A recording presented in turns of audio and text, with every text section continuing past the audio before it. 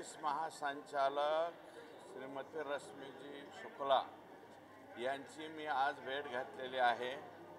संतोष देशमुख यांच्या खून प्रकरणामध्ये जी SIT नेमलेली आहे त्या SITमध्ये सायबर सेलचे 2 अधिकारी कर्मचारी यांची नियुक्ती करावी अशा प्रकारची विनंती मी रश्मीजी शुक्ला मॅडम यांना केलेली आहे आणि माननीय मुख्यमंत्र्यांना सुद्धा हेच विनंती त्या ठिकाणी केलेली आहे की इथं सायबर सेलचे 2 अधिकारी कर्मचारी त्याच्यामध्ये असण्याची आवश्यकता आहे। कारण या प्रकरणातील काही जे आरोपी आहेत यांनी स्वतःचे मोबाईल 10 तारखेच्या नंतर बंद करून ते गोदावरी नदीमध्ये फेकलेत का आणखी कुठं फेकलेत, त्याच्यामुळं काही गोष्टीमध्ये अडचणी येत आहेत अशा प्रकारची आमची माहिती आहे। म्हणून मुख्यमंत्री आणि शुक्ला मॅडम यांच्याकडं आम्ही त्या ठिकाणी गेलो।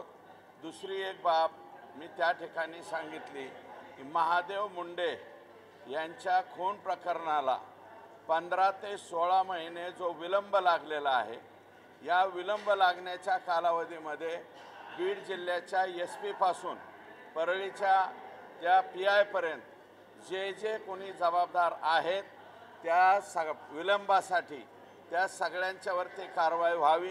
कारण आता अशा निर्माण झालेली आहे की महादेव मुंडेचे सुद्धा आरोपी त्या ठिकाणी सापडतील।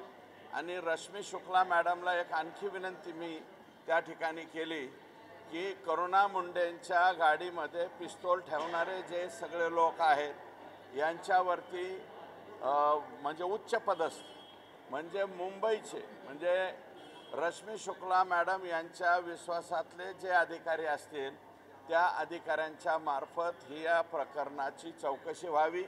आणि गणेश मुंडे जो तातडीने बीडवरून इकडं बदलवण्यात आलेला आहे, ACBची त्याच्यावरती रेड होऊन सुद्धा ACBची चौकशी चालू असताना सुद्धा त्याला क्राईम पोस्टला कोणी आणलं आणि वारंवार भास्कर केंद्रे हे गणेश मुंडे बांगर असे काही नावाचे अधिकारी आहेत जे 15-15 वर्ष एकाच जिल्ह्यामध्ये कशा काय नोकरीला राहू शकतात, या सगळ्या गोडगंबालाची चौकशी करावी अशा प्रकारची विनंती त्या ठिकाणी मुख्यमंत्री महोदय आणि शुक्ला मॅडम यांना केलेली।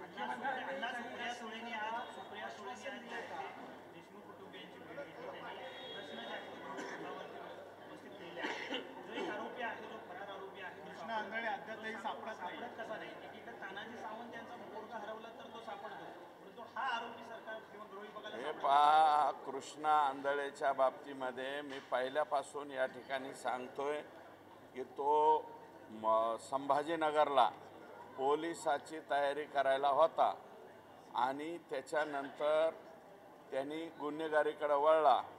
जे काही गुन्हे त्यांनी केलेले आहेत त्या गुन्ह्यामध्ये तो यापूर्वीसुद्धा घरादाराची फिकीर न करता कसल्या प्रकारची फिकीर न करता तो बेमुरतपणे बाहेर पळालेला आहे। परंतु माझीसुद्धा स्वतःची इच्छा आहे की तो लवकरात लवकर त्या ठिकाणी सापडला पाहिजे। कारण तो तेवढाच एक कोकरूबाळ याच्यामध्ये शिल्लक आहे।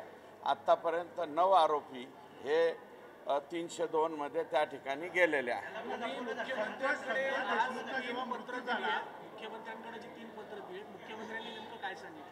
मुख्यमंत्र्यांनी तातडीने आदेश दिलेले आहे। लगेच माननीय श्रीकर परदेशी साहेबांना सांगून मॅडमला त्या ठिकाणी सांगितलं आहे। मी मॅडमला सुद्धा भेटून आलेलो आहे। अनैतिक संबंधातून हत्या झाली असा दाखवण्याचा आरोप होता असं ग्रामस्थांचे बोलणे आहे। गावकऱ्यांनी दावा केलेला आहे की रुग्णवाहिकेतनं संतोष देशमुख यांचा जो मृतदेह आहे तो केजकडे न नेता कळमकडे दिशेने नेला आणि तिकडे महिलेला देखील तयार ठेवलेलं होतं आणि या महिलेचे नाही एक मिनिट ऐका। गावकऱ्यांनी जे म्हणलेलं आहे त्याची माहिती मला वाटतं मी यापूर्वी ते वाक्य वापरलेलं आहे, मी माहितीसुद्धा दिलेली। त्याच्यामध्ये प्लॅन असा ठरला होता की संतोष देशमुखला उचलून न्यायचं, कळंब येथे न्यायचं. कळंबमध्ये एक महिला तयार करून ठेवली होती. कळंबमध्ये महिला तयार करून ठेवली होती. तिच्याबरोबर काहीतरी झटापट केल्याचं दाखवायचं आणि आम्ही याला मारलं याचं समर्थन करायचं, अशा प्रकारचा प्लॅन होता. आणि म्हणूनच मी म्हणतो, परंतु त्यांचा प्लॅन काय झालं, दैठणा गावाच्या अलीकडंच संतोष देशमुखचा अंत झाला. त्याच्यामुळं ते जो प्रकार करायचा होता त्यांना बदनामीचा, संतोष देशमुखच्या, तो बदनामीचा प्रकार त्यांना करता आला नाही. आणि आज मला वाटतं गावकऱ्यांनी हेच सांगितलं असावं. अजून एक कृषीच्या संदर्भात देखील एक बाजू ही आहे, म्हणजे प्रकरण सगळं आहे, दुसऱ्या बाजूला कृषी संदर्भाचा अहवाल आला, त्याच्यामध्ये देखील जी वाढीव दरानं खरेदी झाली त्याच्यावर देखील धक्का, म्हणजे त्या सगळ्या अभ्यासक आहेत त्यांनी ठेवलाय, म्हणजे त्याच्यात देखील ते कुठं ना कुठं दोषी सापडतात, अशीच काहीची गोष्ट पाहायला. हे बघा, मी मागील आठवड्यात एक पत्र कृषी आयुक्ताला दिलेलं होतं, दुसरं एक पत्र मी रस्तोगी साहेबांना दिलं. मला वाटतं ते सुद्धा व्हायरल झालं, बाहेर लोकांच्यापर्यंत आलं आहे.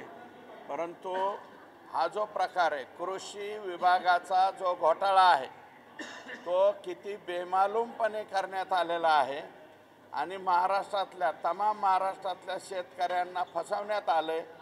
त्याच्यानंतर तिथले रेट कार्ड्स काय आहेत, कुणाच्या पोस्टिंगचे काय, हे मी परवा सांगणार आहे. कारण उद्याच्याला शिवजयंतीचा आपला राजाचा चांगला दिवस आहे. त्याच्यामुळं शिवजयंतीच्या अगोदल्या दिवशी मी बोलत नाही. मी 20 तारखेला याचा